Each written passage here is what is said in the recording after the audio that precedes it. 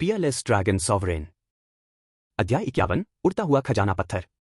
इस समय चूनान के हाथ में जो तलवार थी वह केवल तलवार की ऊर्जा ही नहीं बल्कि एक वास्तविक सूर्य प्रतीत हो रही थी जिसकी झुलसा देने वाली और हिंसक ऊर्जा झाओ यान की ओर बढ़ रही थी। इस दृश्य ने झाओ यान को पूरी तरह से स्तब्ध कर दिया क्योंकि चूनान की इस तलवार से उसने जीवन और मृत्यु के एक तीव्र संकट का अनुभव किया था। इस तलवार के सामने उसकी अपनी शक्ति पूरी तरह से दब गई थी। हालांकि चूनान स्पिरिट पिल के केवल 5वें स्तर पर था, लेकिन उसने जो युद्ध शक्ति प्रदर्शित की वह स्पिरिट पिल के 8वें स्तर पर मौजूद उसकी अपनी शक्ति से भी कहीं अधिक भयावह थी। यह कैसे हो सकता है? 5वें स्तर की स्पिरिट पिल इतनी शक्तिशाली नहीं हो सकती। गड़गड़ाहट। झाओ यान के पास प्रतिरोध करने का कोई मौका नहीं था। उसका धरती को हिला देने वाला हथौड़ा एक ही प्रहार में टुकड़े टुकड़े हो गया क्योंकि तलवार की ऊर्जा की धाराएं उग्र ड्रैगन की तरह उसकी ओर गरजती हुई बढ़ी। अच्छा नहीं, झाओ यान इस तलवार से बुरी तरह भयभीत हो गया और तुरंत भागने के लिए अपनी शारीरिक तकनीक का इस्तेमाल करने की कोशिश करने लगा। तुम कहां जा रहे हो? लेकिन चूनान उसे यह मौका कैसे दे सकती थी? लाल शिखर तलवार पूरी तरह से नीचे उतर आई। विशाल सूर्य ने झाओ यान के शरीर को पूरी तरह से घेर लिया। नहीं, झाओ यान ने दिल दहला देने वाली चीख मारी क्योंकि तलवार की ऊर्जा की धाराएं छलनी की तरह उसके शरीर को भेदती हुई निकल गईं। तलवार की ऊर्जा समाप्त होते ही झाओ यान खून से लथपथ जमीन पर पड़ी थी, उठने और भागने की कोशिश करते हुए गिड़गिड़ा रही थी, चूनान, मेरी जान बख्श दो, मेरी जान बख्श दो। झाओ यान आखिरकार स्पिरिट पिल के 8वें स्तर का मार्शल आर्टिस्ट था। चूनान उसे एक ही बार में नहीं मार सकता था। झाओ यान की विनती का सामना करते हुए चूनान की आंखों में दया का कोई निशान नहीं दिखा। तथाकथित अंधहीन जंगल की आग फिर से भड़क उठती है। दुश्मनों को बिना किसी दया के पूरी तरह से जड़ से उखाड़ फेंकना होगा। अगर आज वह व्यक्ति गंभीर रूप से घायल हो जाता तो क्या झाओ यान उसे बख्श देता? तुम्हें बख्श दूं? यह बात तो नरक के राजा को बता देना। लाल शिखर तलवार की एक चमक के साथ तलवार की ऊर्जा 20 मीटर से अधिक दूरी से झाओ यान के माथे को भेद गई। झाओ यान को चीखने का भी समय नहीं मिला और उसकी सांसें रुक गईं। चूनान शांत और संयमित रहा। उसने झाओ यान के शव की जांच की और उसकी भंडारण अंगूठी और उसके सच्चे शिष्य के प्रतीक चिन्ह के भीतर के खजाने को ले लिया। जिन योगदान अंकों को वह नहीं ले सका, उनके अलावा बाकी सब कुछ चूनान ने अपनी जेब में रख लिया। आखिरकार ब्लड जिनसिंग हाथ लग गया। अब स्पिरिट पिल के 6ठे स्तर तक पहुंचने का समय आ गया है। चूनान ने निर्जन गहन रूपांतरण समाप्त किया और अपने मूल रूप में लौट आया, फिर दूर तक देखने लगा और उसने सबसे पहले अपनी साधना को और अधिक बढ़ाने का इरादा किया। झाओ यान को मारना भी इतना मुश्किल था, लूची का सामना होने पर उसके पास भागने के अलावा कोई विकल्प नहीं बचता। दृढ़ निश्चय के साथ चूनान एकांतवास के लिए उपयुक्त स्थान की तलाश में उस स्थान से निकल गया। हाउटियन टावर के बाहर लोग धीमी आवाज में बातें करते हुए चमकते हुए बिंदुओं को टावर के अंदर जाते हुए देख रहे थे। रोशनी धीमी हो गई। ऐसा लगता है कि एक और व्यक्ति की मृत्यु हो गई है। अभी तो बस कुछ ही समय बीता है और 3-4 सच्चे शिष्य मर चुके हैं। क्या हाउटियन टावर वाकई इतना खतरनाक है? खतरनाक? मुझे संदेह है कि इन सच्चे शिष्यों को संभवतः अन्य सच्चे शिष्यों ने ही मारा होगा। भीड़ में सन्नाटा छा गया। संप्रदाय के शिष्य की हत्या करना एक गंभीर अपराध था और केवल हाउटियन टावर के भीतर ही कोई संप्रदाय के नियमों की अवहेलना कर अपनी मर्जी से हत्या कर सकता था। हाउटियन टावर में हर बार प्रवेश करने पर आधे से अधिक सच्चे शिष्य मारे जाते हैं। हालांकि नुकसान बहुत बड़ा होता है, लेकिन जो बच जाते हैं वे हमेशा अपने साथियों के बीच सच्चे अभिजात वर्ग साबित होते हैं। भीड़ के बीच लिन आन चुपचाप हाउटियन टावर को घूर रही थी, जबकि गुक्यू बेहद चिंतित थी। आखिरकार गुन यानक्सू का जीवन पूरी तरह से चूनान पर निर्भर था। अगर उसकी अंदर ही मृत्यु हो जाती तो गुक्यू यह कल्पना भी नहीं कर सकता था कि क्या होगा। देखते ही देखते हाउटियन टावर के खुलने के बाद से 5 दिन बीत चुके थे। अधिकांश सच्चे शिष्य 6ठे स्तर तक पहुंच चुके थे और कुछ तो 7वें स्तर तक भी पहुंच गए थे। हाउटियन टावर के 6ठे तल पर चूनान ने हाउटियन टावर का नक्शा हाथ में लिया हुआ था और वह एक निश्चित दिशा में तेजी से आगे बढ़ रहा था। उनके शरीर से स्पिरिट पिल के 6ठे स्तर की साधना के उतार चढ़ाव स्पष्ट रूप से झलक रहे थे, जिन्हें छिपाया नहीं जा सकता था। आखिरकार हाउटियन टावर के अंदर हर कोई जानता था कि उसकी साधना सबसे कमजोर थी और इसे छिपाने की कोई जरूरत नहीं थी।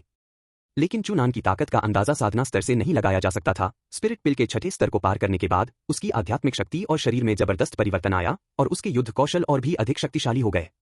उसने अनुमान लगाया कि उसकी ताकत उसे डेसोलेट प्रोफाउंड ट्रांसफॉर्मेशन का उपयोग किए बिना 7वें स्तर के स्पिरिट पिल को मारने की अनुमति देती है, और यदि वह इसका उपयोग करता भी है तो 8वें स्तर के शुरुआती स्पिरिट पिल मार्शल आर्टिस्ट को मारना आसान होगा। हालांकि एक कमजोर 9वें स्तर के मार्शल आर्टिस्ट को भी उसे जल्दी से हराने में संघर्ष करना पड़ सकता है।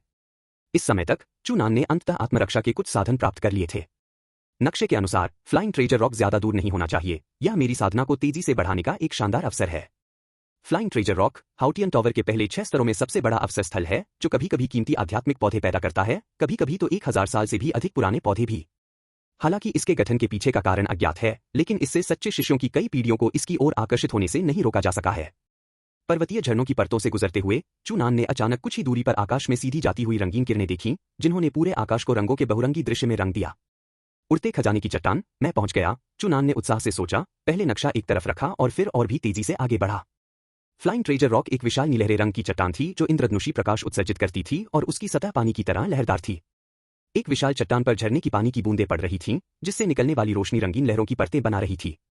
फ्लाइंग ट्रेजर रॉक की चकाचौंध भरी रोशनी ने बहुत पहले ही इसके स्थान का खुलासा कर दिया था, और जब भी हाउटियन टावर खुलता था तो यह कई सच्चे शिष्यों को वहां इकट्ठा होने के लिए आकर्षित करता था। वर्तमान में 10 से अधिक सच्चे शिष्य उड़ते हुए खजाने की चट्टान के चारों ओर घेरा बनाकर बैठे हैं और उसके भीतर से आध्यात्मिक पौधों के बाहर निकलने की प्रतीक्षा कर रहे हैं। चूनान इन सच्चे शिष्यों की श्रेणी में शामिल हो गया। उसने चारों ओर देखा और थोड़ा भौहें चढ़ा ली। एक परिचित व्यक्ति ने चूनान को आते देखा। उसकी आंखों में खुशी की एक चमक आई और उसने कहा, चूनान, मुझे उम्मीद नहीं थी कि तुम इतनी जल्दी छठी मंजिल पर पहुंच जाओगे। यह व्यक्ति कोई और नहीं बल्कि वान कियांग था, जिसने पहले उससे बातचीत करने के लिए संपर्क किया था। हाउटियन टावर की पहली 6 मंजिलें सबसे सरल थीं, फिर भी उनमें कई खतरे छिपे थे, जिनमें विशालकाय चूहों के झुंड और 7वें और 8वें स्तर के कई स्पिरिट पिल दानव जानवर शामिल थे। चूनान का अपनी साधना के स्तर के साथ इतनी जल्दी छठी मंजिल तक पहुंचना वाकई अविश्वसनीय था। बस किस्मत अच्छी थी, चूनान ने विनम्रता से उत्तर दिया। लेकिन वान कियांग हंसते हुए बोला, तुम संप्रदाय के नेता के शिष्य हो, इतना विनम्र होने की कोई जरूरत नहीं है। चूनान, मुझे उम्मीद नहीं थी कि तुम खुद मेरे दरवाजे पर दस्तक दोगे। लाल चोगा पहने एक युवक ने चूनान को देखा। उसकी आंखों में हत्या का भाव झलक रहा था। उसने अभिमानपूर्ण भाव धारण किया और चूनान को तिरस्कारपूर्वक हाथ हिलाकर दूर कर दिया, मानो किसी कीड़े को भगा रहा हो। चूनान, मुझे तुम्हें अभी मार देना चाहिए, लेकिन आत्मा का पौधा किसी भी क्षण उड़ने वाले खजाने की चट्टान से बाहर निकल सकता है, और मैं तुम्हारे कारण अपना मौका गंवाना नहीं चाहता। तो तुम खुद ही दूर चले जाओ, कहीं ऐसा न हो कि मैं तुम पर अपनी ऊर्जा बर्बाद कर दूं। ऐसा अहंकार केवल लूची में ही हो सकता है। चूनान को उम्मीद नहीं थी कि लूची अपनी साधना के स्तर के साथ हाउटियन टावर की छठी मंजिल पर रहेगा, लेकिन जल्द ही उसे इसका कारण समझ में आ गया। हरे रंग का वस्त्र पहने एक युवती लूची के बगल में खड़ी थी, जिसका रूप कोमल और प्यारा था। उसकी त्वचा तेल की तरह नाजुक थी, जो गुनिया नक्सू के समान थी। लूची ने हरे वस्त्र वाली लड़की की ओर कदम बढ़ाया, लेकिन वह स्पष्ट रूप से लूची से घृणा करती हुई जानबूझकर दूरी बनाए रखी। लड़की ने जिज्ञासा भरी निगाहों से चूनान को देखा। मुझे जाने के लिए कह रहे हो? किस अधिकार से? अपने से कहीं अधिक शक्तिशाली व्यक्ति का सामना करते हुए भी चूनान ने संप्रदाय के नेता के शिष्य जैसा घमंड बनाए रखा। हालांकि युद्ध शक्ति में दोनों एक दूसरे के बराबर नहीं थे, फिर भी चूनान को अपनी भाग निकलने की क्षमता पर पूरा भरोसा था। वान कियांग बेहद प्रभावित हुआ। संप्रदाय प्रमुख की सुरक्षा में हाउटियन टावर के बाहर घमंडी होना एक बात थी, लेकिन संप्रदाय प्रमुख की अनुपस्थिति में इतनी धृष्टता दिखाना, कितनी धृष्टता है। लूची का चेहरा गुस्से से लाल हो गया। फिर उसने चालाकी से हरे वस्त्र वाली लड़की की ओर मुड़कर कहा, जूनियर सिस्टर झेंग याओ, इस चूनान की साधना शक्ति कमजोर है। अगर वह संप्रदाय प्रमुख का शिष्य होने के सौभाग्य से न होता तो वह अपने जीवन में कभी हाउटियन टावर में प्रवेश न कर पाता। देखो, मैं इस खोखली प्रतिष्ठा वाले व्यक्ति को भगा देता हूं, ताकि वह तुम्हारी आंखों को ठेस न पहुंचाए। अध्याय 52, 3000 साल पुराना रक्त जिनसिंग। किसी पुरुष के लिए किसी महिला के सामने खुद को अभिव्यक्त करने का सबसे सीधा तरीका धन और शक्ति के माध्यम से है। लूची 10 महान परिवारों में से एक, लू परिवार का सबसे बड़ा पुत्र है और शक्ति के मामले में सच्चे शिष्यों में तीसरे स्थान पर है। उसका इरादा एक प्रतिष्ठित संप्रदाय नेता के शिष्य चूनान को दबाकर अपनी शक्ति का प्रदर्शन करना और युवा लड़की झेंग याओ का दिल जीतना था। हालांकि लूची के दबंग रवैये को देखकर झेंग याओ को और भी घृणा महसूस हुई, और इसके बजाय उसे चूनान में थोड़ी दिलचस्पी होने लगी, जो लूची से डरता नहीं था। अहंकारी मुस्कान के साथ लूची एक हाथ पीठ पीछे रखते हुए धीरे धीरे चूनान के पास पहुंचा और लापरवाही से अपना दूसरा हाथ आगे बढ़ाते हुए उंगलियों को आपस में जोड़कर कहा, तो क्या हुआ अगर तुम संप्रदाय प्रमुख के शिष्य हो? अगर मैं तुम्हें इज्जत दूं तो तुम्हें छोटा भाई कहूंगा, लेकिन बिना सम्मान के तुम सिर्फ एक चींटी हो। मुझे, लूची को, तुम्हें मारने के लिए अपनी शक्ति के केवल 3 भाग ही चाहिए। हथेली का यह प्रहार देखने में तो आकस्मिक लग रहा था, लेकिन यह हिंसक आध्यात्मिक शक्ति के साथ फूट पड़ा और चूनान के सिर की ओर दबाव बनाने लगा। बूम! गर्जनशील, प्रभावशाली मुक्का। चूनान अविचलित रहा, एक हाथ से मुट्ठी भींचते हुए। उसकी बाह बिजली से घिरी हुई थी और उसने एक जोरदार मुक्का मारा। मुट्ठी और हथेली के बीच की टक्कर से भयंकर चिंगारी भड़क उठी और गर्जना फूट पड़ी, जिससे नदी में हलचल मच गई, विशाल लहरें उठीं और अंततः विस्फोट हो गया। बिजली की गड़गड़ाहट लूची के शरीर तक पहुंची, जिससे वह कराह उठा और कुछ कदम पीछे हट गया।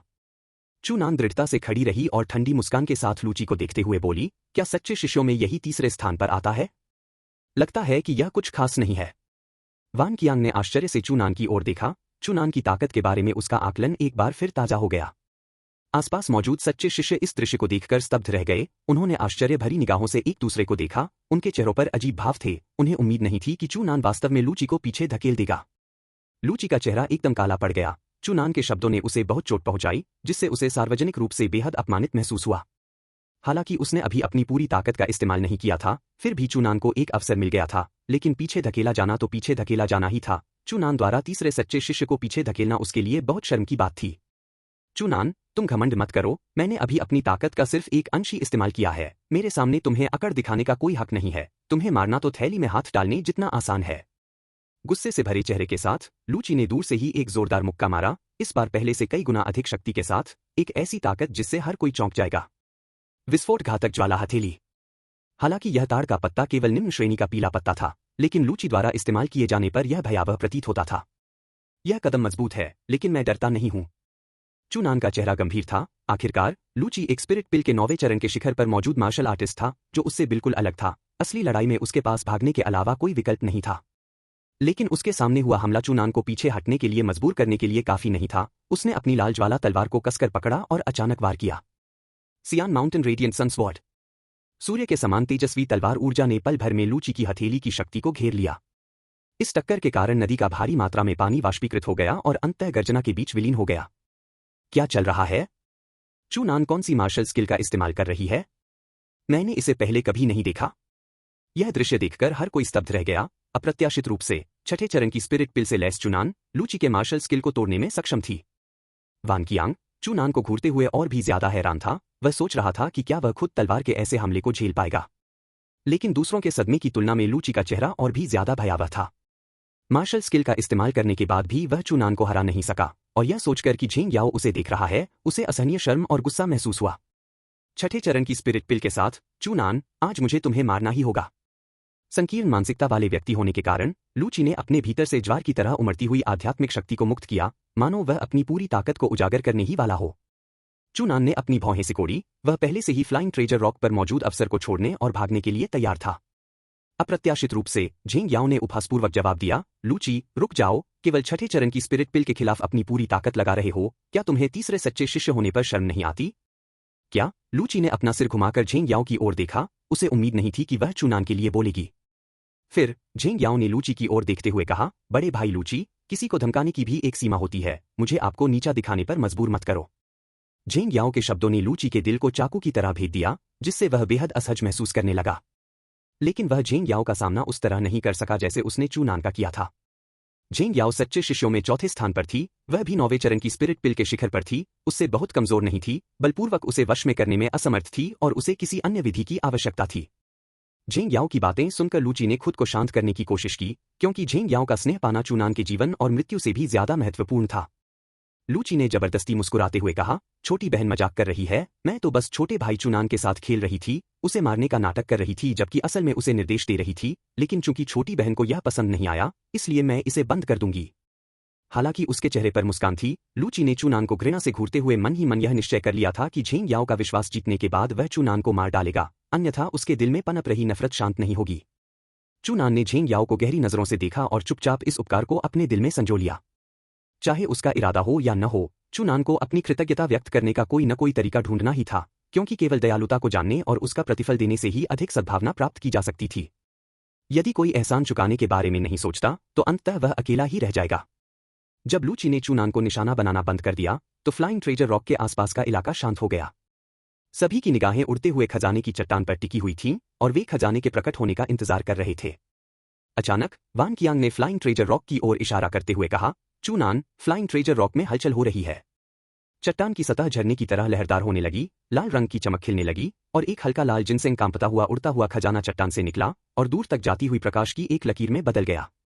यह ब्लड जिनसेंग है, कम से कम 300 साल पुराना। कोई हिलेगा नहीं, यह मेरा है। छोटी बहन, यहीं रुको, बड़ा भाई तुम्हारे लिए यह ब्लड जिनसेंग ले आएगा। बूम! 10 से अधिक सच्चे शिष्य लगभग एक साथ रक्त जिनसेंग की ओर दौड़े और उस पर कब्जा करने के लिए अपनी पूरी शक्ति का प्रयोग किया। किसी भी पद या प्रतिष्ठा की परवाह किए बिना विभिन्न मार्शल स्किल्स ने बिना किसी झिझक के आसपास के वातावरण पर हमला बोल दिया। यह सब एक अवसर पैदा करने के लिए किया गया था। वान कियांग ने निराशा में आह भरी, कितनी अफसोस की बात है, मेरी ताकत बहुत कमजोर है, मुझे प्रतिस्पर्धा करने का कोई अधिकार नहीं है। चूनान ने कोई टिप्पणी नहीं की, बल्कि जब सबका ध्यान 300 साल पुराने ब्लड जिनसेंग पर था, तो उसने अपनी निगाहें फ्लाइंग ट्रेजर रॉक की ओर मोड़ ली। कोई गुआंग मन ही मन चूनान को याद दिलाता रहा, अंदर छिपी अच्छी चीजें जल्द ही बाहर आने वाली हैं, जल्दी से फ्लाइंग ट्रेजर रॉक पहुंचो। गड़गड़ाहट। चट्टान की सतह एक बार फिर उबलते पानी की तरह लुढ़क उठी, गहरे लाल रंग की रोशनी कमल की तरह खिल उठी, और एक विशालकाय, बाह जितनी मोटी रक्त जिनसेंग, खून की एक टहनी, प्रकट हुई। वान कियांग कांपते हुए बोली, इतनी जल्दी एक और खजाना प्रकट हो गया। झेंग याओ, जो पीछा करने में शामिल नहीं था, ने फ्लाइंग ट्रेजर रॉक में हुए बदलाव को सबसे पहले देखा और कहा, यह एक सहस्राब्दी रक्त जिनसेंग है। नहीं, कम से कम 3000 साल पुराना। जैसे ही झेंग याओ आगे बढ़ने ही वाला था, कुई गुआंग की याद दिलाने के कारण चूनान पहले ही फ्लाइंग ट्रेजर रॉक पर पहुंच चुका था। 3000 साल पुराने ब्लड जिनसेंग के उड़ने से पहले ही चूनान ने उसे पकड़ लिया, तुरंत लात मारी और तेजी से उससे दूर चला गया। वान कियांग ने यह देखा और वह खुद को रोक नहीं पाई और उसके पीछे पीछे चली गई। उसका इरादा चूनान से इसे छीनने का नहीं था, बल्कि थोड़ा सा साझा करने की उम्मीद में था। अब जाकर लूची और अन्य लोगों को एहसास हुआ कि चूनान ने 3000 साल पुराना ब्लड जिनसेंग लिया था और उनके चेहरे गुस्से से लाल हो गए। कमीने, चूनान, तुमने सचमुच मिलेनियल ब्लड जिनसेंग चुरा लिया, वो मेरा था, वो मेरा था। लूची की आंखें खून से लाल थीं, वह राक्षसी उन्माद में दहाड़ रहा था। इस समय वह पूरी तरह से अपना मानसिक संतुलन खो बैठा था। अध्याय 53, लगातार सफलताएं। चूनान की नजरों में एक चींटी से ज्यादा कुछ नहीं थी, फिर भी इस दुष्ट चींटी ने हजारों साल पुरानी खून की गोलियां चुराई की। अक्षमय, असंवेदनशील। चूनान, आज मुझे, लूची को, हथियार से हमला ही होगा। लूची ने असफल होकर दहाड़ मारी, अपनी साधना चरम सीमा तक पहुंच गई। आध्यात्मिक शक्ति उत्तर दिशा में कांप रही थी और वह चूनान का पीछा कर रहा था। झेंग याओ का मूल इरादा हजारों साल पुराना ब्लड रेंगा को भी छीनने का था, लेकिन लूची ने पीछे जाकर देखा तो उसकी नजरें उस ओर मुड़ गईं। हजारों साल पुराना ब्लडी रैनांग वास्तव में महत्वपूर्ण है, लेकिन लूची से गहरा पन्ना भी महत्वपूर्ण है। तुरंत ही झेंग याओ ने बिना किसी झिझक के लूची के जाने का फायदा उठाते हुए फ्लाइंग ट्रेजर रॉक छोड़ दिया। हमें क्या करना चाहिए, चूनान? लूची हमारा पीछा कर रही है, वान कियांग ने पीछे से आ रही खतरनाक शक्ल को भांपते हुए चिल्लाते हुए कहा। चूनान की बरन्हे लघु लघु चित्र उड़ गया। अंततः लूची स्पिरिट पिल के 9वें स्तर के शिखर पर थी। पहले वह निवृत्त नहीं हो रही थी क्योंकि वह पूरी ताकत का उपयोग नहीं कर रही थी, लेकिन अब स्थिति अलग है। क्रोधित लूची बिल्कुल भी पीछे नहीं हटेगी और एक बार जब वे युद्ध में शामिल हो जाएंगे तो बचना बेहद मुश्किल होगा। यह देखते हुए चूनान ने हाउटियन टॉवर का नक्शा दिखाया, जिससे उसकी पूरी छठी मंजिल खुल गई। फिर उसने कहा, मेरे पीछे आओ। यह कहते हुए चूनान ने एक दिशा पर ध्यान केंद्रित किया और उड़ती हुई हवा के साथ आकाशचरण तकनीक का प्रयोग किया, जिससे अप्रत्याशित गति से लगातार दिशाएं बदली। वेन ने बिना किसी उद्देश्य के अपने पिछले उद्देश्य को उजागर किया, लेकिन चूनान के हाथ में हाउटियन टॉवर का नक्शा देखकर उसके दर्पण कभी कभी चमकते हुए दिखाई देते थे। असल हाउटियन टॉवर में प्रवेश करने वाला प्रत्येक सच्चा शिष्य अपने साथ एक नक्शा रखता है। ये रिपब्लिकन बहुमत संप्रदाय के सहयोगियों द्वारा प्रदान किए गए हैं, जिनमें उनके द्वारा खोजे गए कुछ आइटम स्थानों के साथ साथ आंशिक भूभाग का भी विवरण है। इसलिए वानाम को इस पर आश्चर्य नहीं हुआ कि चूबातनान के पास का नक्शा था, लेकिन उसे चूनान के पहाड़ों के इतने विस्तृत होने की उम्मीद नहीं थी। केवल छठी परत में ही ऐसे कई मंदिर देखे गए थे जिनमें वह जानता था और जिनमें वह नहीं जानता था। यहां तक कि सामान्य पर्वतीय भूभाग का भी विस्तार दर्ज किया गया है। लगता है कि संप्रदाय के नेताओं ने चूनान को काफी अच्छी चीजें दी हैं। उनका अनुरोध करना कोई गलत नहीं था। वैन के दिल में खुशी की लहर दौड़ गई और उसे लगा कि उसका फैसला बिल्कुल सही था। इस सूची को पकड़ा गया। चूनान घने जंगल में बार बार दिशा बदल रही थी। लूची का पीछा करने की कोशिश की जा रही थी, लेकिन इलाके से आर्किटेक्ट के कारण चूनान के बेस बार की दिशा के बाद वह पूरी तरह से भटक गया। आखिरकार वह चूनान का सुराग तक नहीं ढूंढ पाया। आसपासोस आर्काइव माउंटेन सीरीज को देखकर लूची का चेहरा और भी सिद्धांतकार हो गया। उसे एहसास हुआ कि वह भटक गया है और आकाश की ओर देखते हुए बस इतना ही कह सका, चूनान, अगली बार जब मैं घूरूंगा तो तुम निश्चित रूप से मर जाओगे। चूनान, लगता है लूची ने हार मान ली है। लूची से कुछ ही दूरी पर एक पहाड़ी घाटी में वान कियांग ने दबी हुई आशंका के साथ कहा। चूनान भावहीन बनी रही, आराम करने की हिम्मत नहीं कर रही थी। उसके वापस आने से सावधान रहना, चलो और दूर चले जाते हैं। इसके बाद दोनों भागते रहे और लूची की स्थिति से पूरी तरह से दूरी बना ली। चूनान को मधुमक्खी के छत्ते जितनी जटिल एक पहाड़ी गुफा मिली, जहां से उसने 3000 साल पुराना ब्लड जिनसेंग निकाला। इस बाभर मोटे रक्त जिनसेंग को देखकर वान कियांग की आंखें चौड़ी हो गईं। वर्षों की साधना के बाद भी उसने कभी ऐसा कीमती आध्यात्मिक पौधा नहीं देखा था। प्राप्त करना तो दूर की बात है, लेकिन वान कियांग ने इसका विरोध नहीं किया। पहली बात तो यह कि उसे चूनान के खिलाफ पूर्ण विश्वास नहीं था, और उससे भी महत्वपूर्ण बात यह थी कि उसे लगा कि ब्लड जिनसेंग छीनने की तुलना में संप्रदाय के नेता के शिष्य से दोस्ती करना बेहतर विकल्प होगा। चूनान लूची की तरह दुष्ट और कपटी नहीं थी। चूनान जैसे व्यक्ति से दोस्ती करना दीर्घकालिक हितों के अनुरूप होता है। चूनान, तुम निश्चिंत होकर ब्लड जिनसेंग का सेवन कर सकते हो, मैं तुम्हारे लिए बाहर पहरा दूंगा। वान कियांग ने आगे बढ़कर चूनान की रक्षा करने की पेशकश की और फिर बाहर चला गया। चूनान ने कुछ देर सोचा, फिर कहा, रुको। वान कियांग पीछे मुड़ा और अगला दृश्य देखकर उसकी आंखें सिकुड़ गईं और दिल की धड़कन तेज हो गई। चूनान को देखकर बिना किसी झिझक के उसने 3000 साल पुरानी कीमती ब्लड जिनसेंग को तोड़ा, उसका 1/3 हिस्सा निकाला और वान कियांग की ओर फेंकते हुए कहा, मुलाकात होना नियति है, मैं इसे तुम्हारे साथ साझा कर रहा हूं। वान कियांग ने ब्लड जिनसेंग का एक छोटा सा हिस्सा अपने हाथों में लिया हुआ था। उसकी भावनाएं बहुत जटिल थीं। हालांकि उसने चूनान से दोस्ती करने की पहल की, लेकिन वास्तव में वह अवसरवादी मानसिकता रखता था और लूची के सामने चूनान के लिए एक शब्द भी कहने की हिम्मत नहीं करता था। फिर भी चूनान ने उदारतापूर्वक बहुमूल्य ब्लड जिनसेंग का 1/3 हिस्सा उसके साथ साझा किया। उसने अपने साधना काल में चूनान जैसा मार्शल आर्टिस्ट कभी नहीं देखा था और अचानक उसे समझ नहीं आ रहा था कि वह अपनी भावनाओं को कैसे व्यक्त करे। चूनान ने वान कियांग को चुपचाप रक्त जिनसेंग को देखते हुए देखा, अपनी भौहें थोड़ी सिकोड़ी और कुछ हद तक सतर्क हो गया, यह सोचते हुए कि यह आदमी शायद संतुष्ट नहीं होगा। 3000 साल पुराने ब्लड जिनसेंग की औषधीय शक्ति इतनी प्रबल थी कि वह इसे पूरी तरह से अवशोषित नहीं कर सका। इसे बर्बाद करने के बजाय उसने सोचा कि क्यों न कुछ वान कियांग को दे दिया जाए ताकि उसे एक मित्र मिल जाए। अगर इससे वान कियांग का लालच भड़क उठता है तो उसे जान से मारने में कोई हिचक नहीं होगी। काफी देर बाद वान कियांग ने रक्त जिनसेंग को एक तरफ रखते हुए कहा, चूनान, छोटे भाई, आप कितने उदार हैं। वान कियांग इसे याद रखेगा। भविष्य में संप्रदाय में आप मेरे मित्र रहेंगे। अगर आपको किसी चीज की जरूरत हो तो बस मुझे बता देना, मैं पूरी कोशिश करूंगा। वान कियांग को लालची व्यक्ति न देखकर चूनान ने भी राहत की सांस ली और कहा, यह जगह दूरस्थ है, यहाँ कोई अवसर नहीं है, यहाँ तक कि दानव जानवर भी नहीं है। हम ब्लड जिनसेंग को शांतिपूर्वक ग्रहण कर सकते हैं, पहरेदारों की कोई आवश्यकता नहीं है। वान कियांग ने सिर हिलाया और फिर ब्लड जिनसेंग को अवशोषित करने के लिए अपने अपने एकांत स्थान खोजने के लिए अलग हो गए। रक्त जिनसेंग को देखते हुए चूनान की आंखों में थोड़ी सी उम्मीद झलक रही थी। कुई गुआंग के अनुसार यह रक्त जिनसेंग और रक्त बोधी एक समान हैं, दोनों ही दानव प्राणियों के मांस और रक्त को अवशोषित करके बने हैं और 3000 वर्षों में इनका विकास यह दर्शाता है कि ये संभवतः यांग चक्र क्षेत्र के दानव प्राणियों पर निर्भर होकर विकसित हुए हैं और कम से कम यांग चक्र के 5वें स्तर के हैं। इसका मूल्य असीम है, कल्पना से परे। कुछ निवाले लेकर मैंने ब्लड जिनसेंग को निगल लिया। 9 डिसोलेट प्रोफाउंड ट्रांसफॉर्मेशन सूत्र के संचालन के तहत अधिकांश ब्लड जिनसेंग शुद्धतम आध्यात्मिक तरल में परिवर्तित हो गया, जो तेजी से पूरे शरीर में फैल गया। जीभ पर खून और मिठास का मिलाजुला स्वाद बना रहा। यह स्वाद बहुत ही विचित्र था। टकराना। अचानक चूनान के शरीर में रक्त का प्रवाह विस्फोट की तरह हुआ। इस समय वह उबलते पानी की तरह था जिससे एक प्रचंड ज्वाला निकल रही थी। इसमें कोई आश्चर्य की बात नहीं है कि यह 3000 साल पुराना ब्लड जिनसेंग है, जिसका प्रभाव पिछले वाले से बिल्कुल अलग है। ब्लड जिनसेंग की शक्ति के तहत चूनान की सम्राट स्तर की मार्शल नस धीरे धीरे प्रकट होने लगी। मांस के नीचे की छोटी नसें चकाचौंध भरी सुनहरी रोशनी उत्सर्जित करने लगीं और फैलने और सिकुड़ने लगीं। डांटियन के भीतर आध्यात्मिक शक्ति लगातार बढ़ती जा रही थी। आंतरिक कोर द्वारा असंख्य आध्यात्मिक शक्ति अवशोषित की जा रही थी, जिससे यह और भी अधिक मजबूत हो रहा था। टकराना। कुछ समय बाद चूनान के शरीर में एक शक्तिशाली आभा उत्पन्न हुई और उसकी साधना ने सफलतापूर्वक स्पिरिट पिल के 7वें स्तर को पार कर लिया। इसके बाद शरीर और आध्यात्मिक शक्ति में परिवर्तन आना शुरू हो गया। लेकिन यह अंत नहीं था। जैसे जैसे दिन बीतते गए, जब ब्लड जिनसेंग की शक्ति पूरी तरह से समाहित हो गई तो चूनान के शरीर से एक बार फिर गर्जना निकली और वह लगातार विभिन्न स्तरों को पार करता चला गया। इस समय चूनान का शरीर और भी अधिक परिष्कृत हो गया था। मॉर्टल मार्शल उसके शरीर पर कोई निशान नहीं छोड़ सकता था। आध्यात्मिक शक्ति की तीव्रता स्पिरिट पिल के 9वें स्तर के मार्शल आर्टिस्टों को टक्कर देने के लिए पर्याप्त थी। कई उत्कृष्ट स्तर की मार्शल स्किल्स के साथ चूनान को पूरा भरोसा था कि वह स्पिरिट पिल के 9वें स्तर के मार्शल आर्टिस्टों में नए प्रवेशकों को हरा देगा। यदि डेसोलेट प्रोफाउंड ट्रांसफॉर्मेशन को हेवन शॉकिंग थंडर स्पीयर के साथ मिलाकर इस्तेमाल किया जाए तो चूनान का मानना था कि लूची जैसे शीर्ष स्तरीय स्पिरिट पिल दायरे के अलावा कोई भी प्रतिद्वंद्वी नहीं होगा।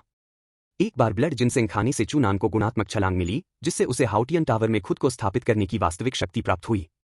चूनान की आंखों में उत्साह की चमक झलक रही थी। उसने आकाश की ओर देखा और मुस्कुराते हुए कहा, छठी परत छोड़ने का समय आ गया है।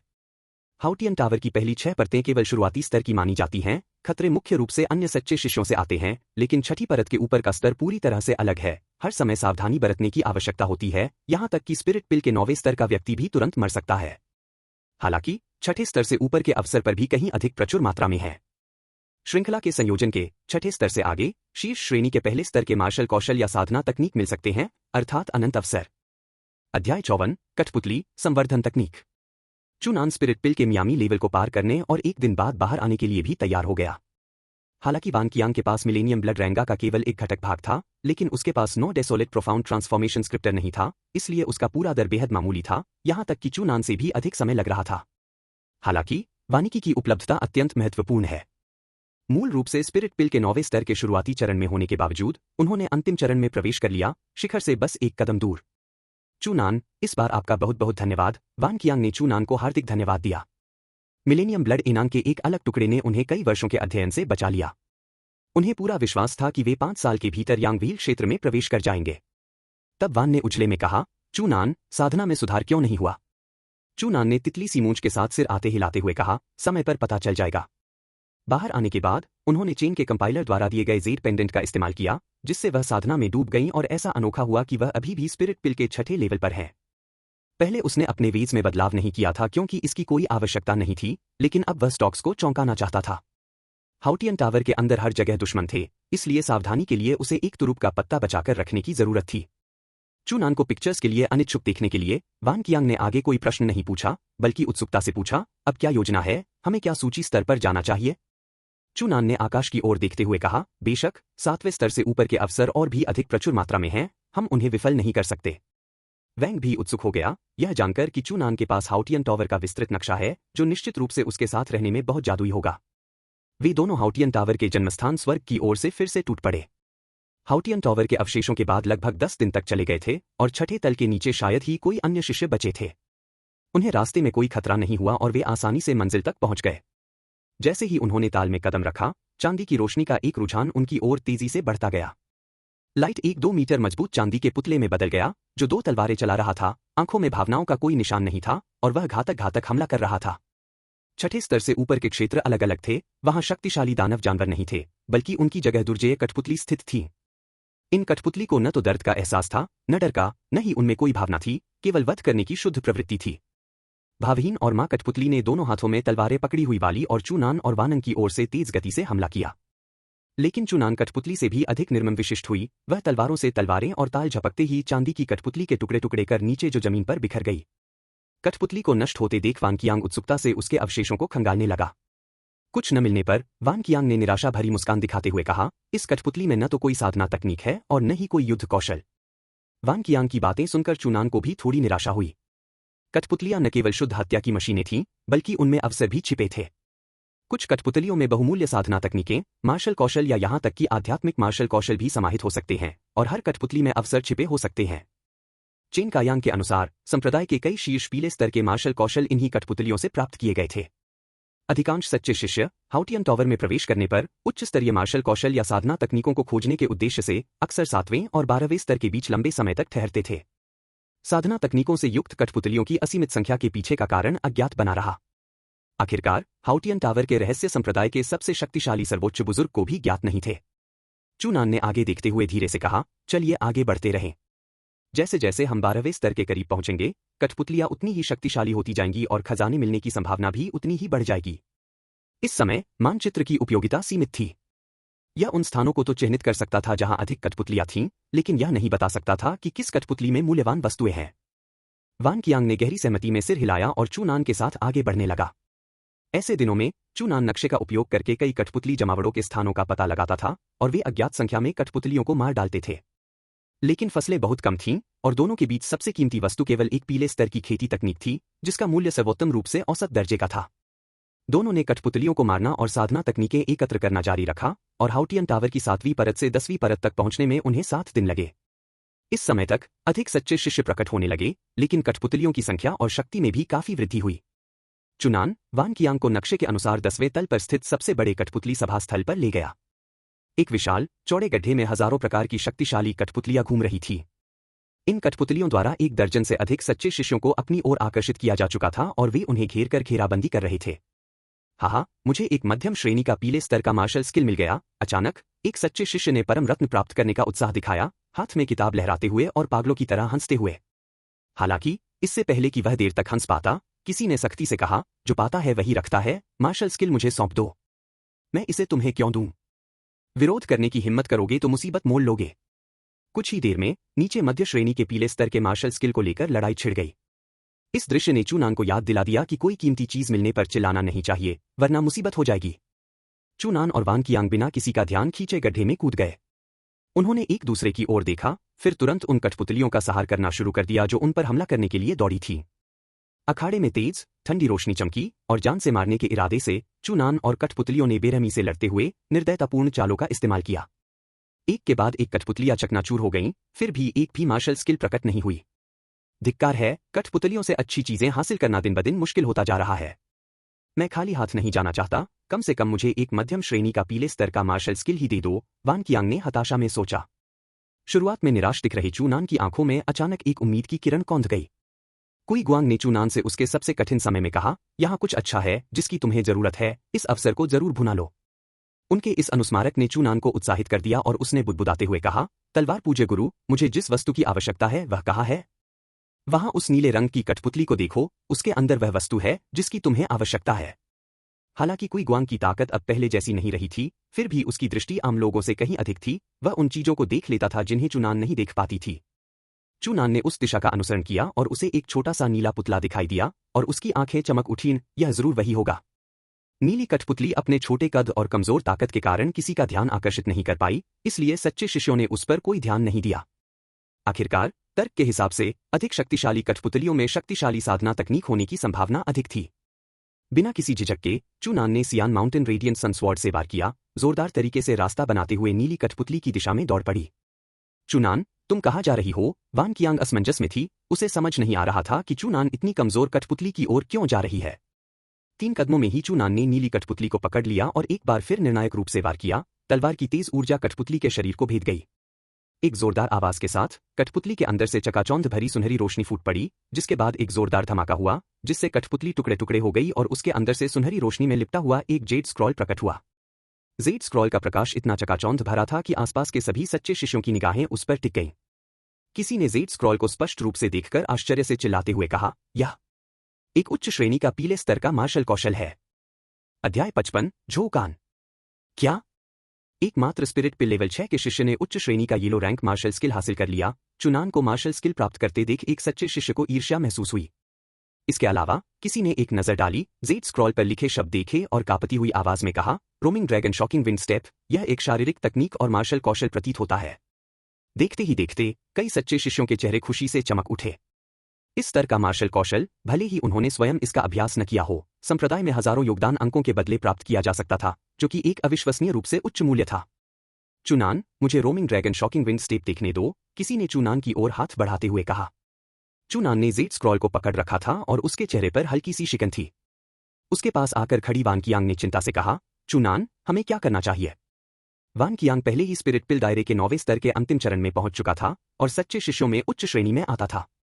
लेकिन यहाँ 13 सच्चे शिष्य थे, जिनमें से अधिकांश स्पिरिट पिल क्षेत्र के 8वें स्तर पर थे और कई 9वें स्तर के शुरुआती चरण में थे। हालांकि उनकी साधना का स्तर बहुत ऊंचा नहीं था, फिर भी संख्या बल उनके पक्ष में था। वान कियांग असमंजस में थी, वह चुनान के साथ भाग जाना चाहती थी। हालांकि चुनान ने उदासीनता से कहा, बस कुछ लोग हैं, डरने की कोई बात नहीं है। वान कियांग, हमने अभी अभी सफलता हासिल की है और अपनी नई क्षमताओं का परीक्षण नहीं किया है। क्या यह सबसे अच्छा अवसर नहीं है? चुनान की बातें सुनकर वान कियांग पहले तो चौंक गया, फिर राहत महसूस करने लगा। चुनान इतना आश्वस्त था, तो कोई खतरा नहीं होना चाहिए, तो फिर हम जान की बाजी लगाकर लड़ेंगे। लगभग 1 दर्जन सच्चे शिष्यों ने चुनान और वान कियांग को आपस में फुसफुसाते हुए देखा। वे मार्शल कला को सौंपने के लिए अनिच्छुक थे और उनके चेहरे धीरे धीरे क्रोध से भर गए। चुनान, यह मत सोचो कि संप्रदाय प्रमुख के शिष्य होने मात्र से हम तुमसे डरेंगे। अगर तुम यहां मर गए तो संप्रदाय प्रमुख को भी पता नहीं चलेगा कि किसने किया। मैं तुम्हें सलाह देता हूं कि मार्शल आर्ट के लिए अपनी जान मत गवाओ। अचानक स्पिरिट पिल रियल्म के 9वें स्तर का एक मार्शल आर्टिस्ट सबसे पहले आगे बढ़ा और बोला, बहुत हो गई बातें, सब मिलकर हमला करो, हम अपने द्वारा अर्जित योगदान अंकों को बराबर बराबर बांट लेंगे।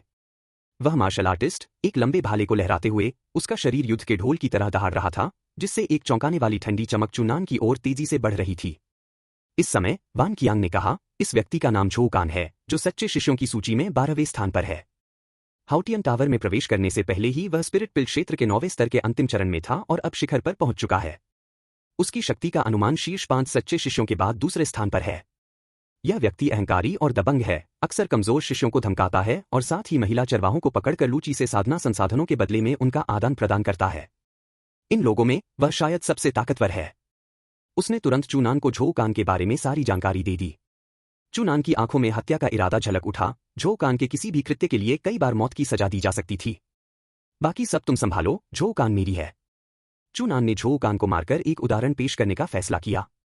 वान कियांग ने धीरे से सिर हिलाया और फिर झो कान के ठीक पीछे आ रहे सच्चे शिष्यों को रोक दिया। फाड़ना। लंबी भाला हवा को चीरती हुई गुजरी, मानो आकाश और पृथ्वी को फाड़ रही हो, और एक तीखी, कान फाड़ देने वाली चीख निकली। क्लैंग। चुनान ने रेड पीक स्वॉर्ड को घुमाकर झो कान के लंबे भाले से टकराया, जिससे एक गर्जनापूर्ण धातुई ध्वनि उत्पन्न हुई। भिनभिनाहट, भिनभिनाहट, भिनभिनाहट। रेड पीक स्वॉर्ड लगातार कांप रही थी, मानो किसी भी क्षण टूट जाएगी। चुनान ने अपनी भौहें सिकोड़ी और सीधे टकराव से बचने के लिए पीछे हट गया। एक मामूली स्पिरिट पिल रियल्म लेवल 6 का बंदा मेरे विशाल भाले को रोकने की हिम्मत कर रहा है। अपनी क्षमताओं को बहुत ज्यादा आंक रहा है। तो क्या हुआ अगर तुम संप्रदाय प्रमुख के शिष्य हो? आज मैं तुम्हारे शरीर में 100 छेद कर दूंगा, ताकि तुम्हारी लाश को दफनाने के लिए कोई जगह न बचे। जो कान ने बेतहाशा हंसते हुए विशाल भाले को घुमाकर एक बार फिर चुनान को मारने का प्रयास किया। चुनान भावहीन बना रहा। उसने सोअरिंग विंड स्काई स्टिपिंग तकनीक का उपयोग करते हुए अपने शरीर को अप्रत्याशित रूप से गतिमान किया और जो कान के साथ सीधे हथियार टकराव से बचता रहा। वह विशाल भाला निम्न श्रेणी का आध्यात्मिक युद्धक हथियार था, जिसकी शक्ति और मजबूती शीर्ष श्रेणी के नश्वर युद्धक हथियार रेड पीक स्वॉर्ड से कहीं अधिक थी।